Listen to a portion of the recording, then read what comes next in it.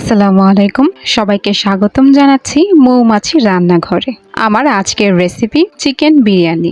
ঘরে থাকা মশলায় ঝটপট কিভাবে এই মজাদার চিকেন বিরিয়ানিটি তৈরি করবেন সেই রেসিপিটি আজকে শেয়ার করতে চলে এসেছি। আমি চেষ্টা করেছি খুব সহজভাবে এই রেসিপিটি আপনাদেরকে দেখাতে, আর কিভাবে এই চিকেন বিরিয়ানি একদম ঝরঝরে করে তৈরি করতে পারবেন তার জন্য রয়েছে কিছু টিপস। আশা করছি আমার এই সহজ রেসিপিটি আপনাদের খুবই ভালো লাগবে। তাহলে চলুন দেখে ফেলি কিভাবে এই সহজ ও মজাদার চিকেন বিরিয়ানি তৈরি করতে হবে। সবার প্রথমে এখানে আমি নিয়েছি 4 থেকে 5টি বড় সাইজের আলুগুলোকে আমি ছোট ছোট টুকরো করে কেটে নিয়েছি।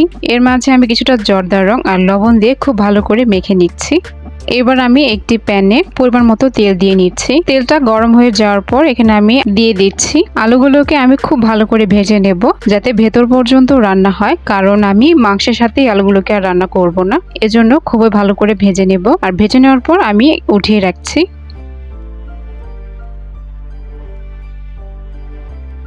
এবার সেই একই তেলে আমি 1 কাপ পরিমাণ পেঁয়াজ ব্যবহার করছি। এই পেঁয়াজটাকে আমি বেরেস্তা করব, অর্থাৎ পেঁয়াজটাকে আমি লাল লাল করে ভেজে নেব।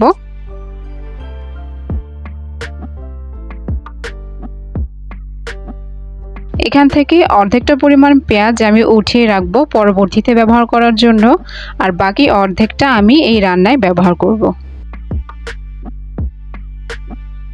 এই পেঁয়াজগুলোর মধ্যে এখন আমি মুরগির মাংস দিয়ে দিচ্ছি। এখানে আমি ব্রয়লার মুরগি ব্যবহার করছি। এখানে প্রায় 1 কেজি 800 গ্রামের মতো মুরগির মাংস রয়েছে। মাংসটাকে আমি খুব ভালো করে ধুয়ে পানি ঝরিয়ে নিয়েছি। এখন আমি এই পেঁয়াজ বেরেস্তার মাঝে এই মুরগির মাংসগুলো দিয়ে দিচ্ছি। মাংসগুলোকে আমি মিডিয়াম কাট করে কেটেছি। আপনারা চাইলে আরেকটু ছোট বা একটু বড় রাখতে পারেন। আমি চুলার হিট হাই রেখে খুব ভালো করে এই মাংসগুলোকে ভেজে নিচ্ছি।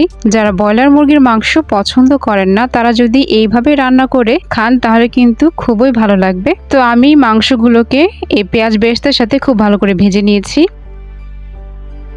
এবার আমি এখানে 2 টেবিল চামচ পরিমাণ আদা বাটা, 1 টেবিল চামচ পরিমাণ রসুন বাটা, আদা আর রসুন বাটা আমি এই মাংসের সাথে খুব ভালো করে ভেজে নিচ্ছি।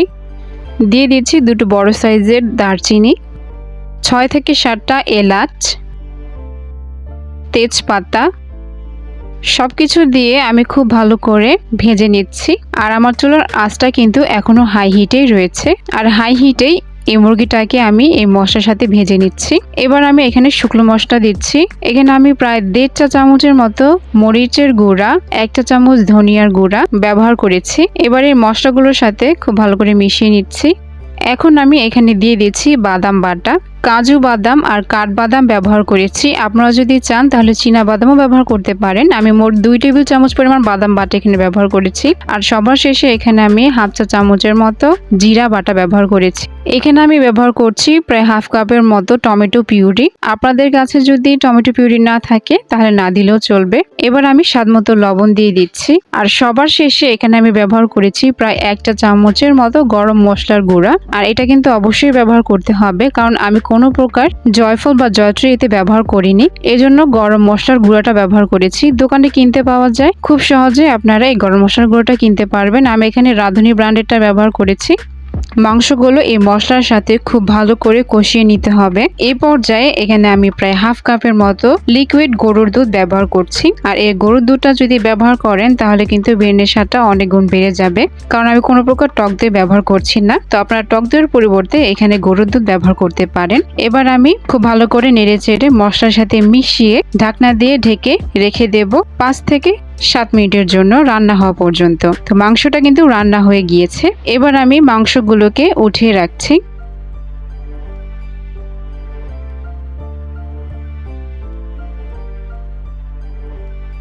আর এই মশলার মাঝে কিন্তু আমরা পোলাওটা রান্না করব। তো এখানে আমি প্রায় 2 কাপ চিনি গুঁড়া পোলাওর চাল নিয়েছি।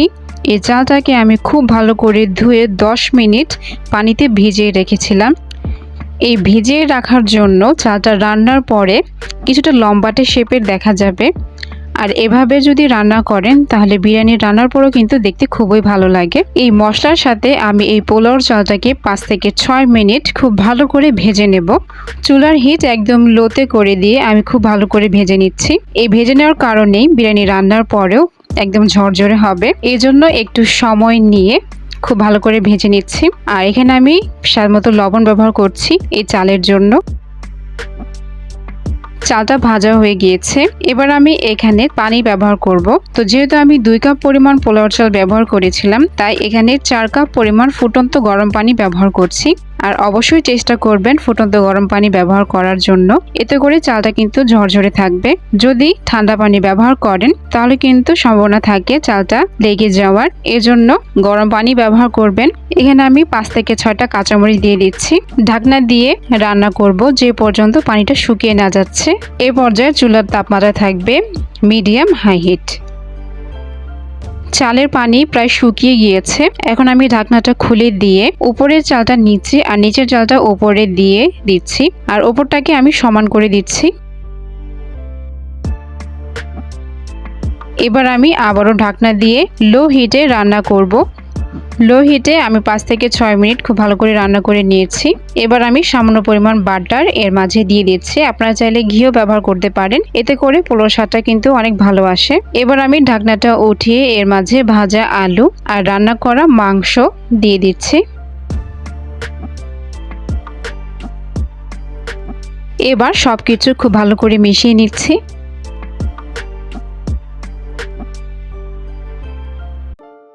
এখানে আমি ব্যবহার করছি পেঁয়াজ বেরেস্তা। আমরা রান্নার প্রথমে যে পেঁয়াজ বেরেস্তা উঠিয়ে রেখেছিলাম সেটা এখন এখানে দিয়ে দিচ্ছি। আর সবার শেষে এখানে আমি ব্যবহার করছি গুঁড়ো দুধ।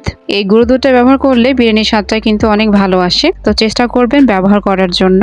এবার আমি ঢাকনা দিয়ে 5 থেকে 6 মিনিট একদম লো হিটে এটা দমে রেখে দেব। আপনারা যে হাঁড়িতে এই বিরিয়ানিটা রান্না করবেন সেটার তল যদি একটু পাতলা হয়, সেক্ষেত্রে নিচে একটি লোহার তাওয়া ব্যবহার করতে পারেন, এতে করে নিচে লেগে যাবে না। এবার আবারও আমি সবকিছু খুব ভালো করে মিশিয়ে নিচ্ছি।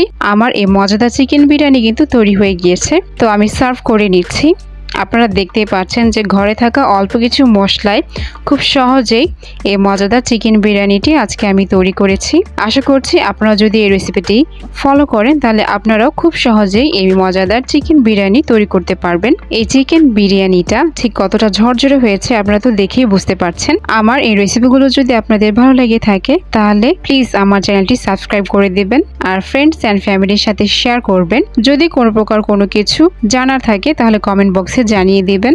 আশা করছি সবাই খুব ভালো থাকবেন। আজকে এই পর্যন্তই। আল্লাহ হাফেজ।